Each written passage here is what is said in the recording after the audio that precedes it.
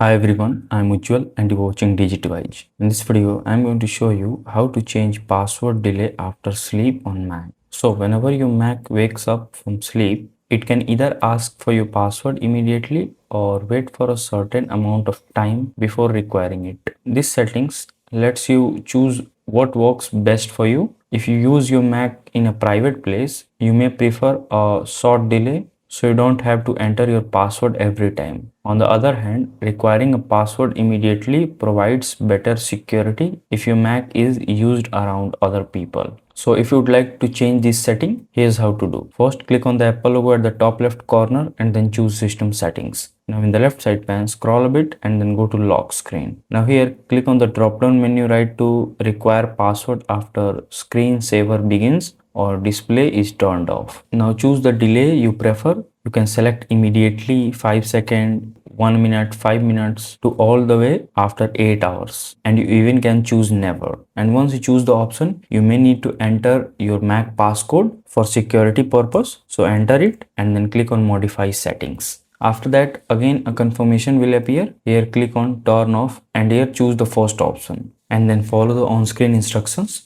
And that's it. So if this video helps you in any way, then do like it and subscribe to the channel. Thanks for watching.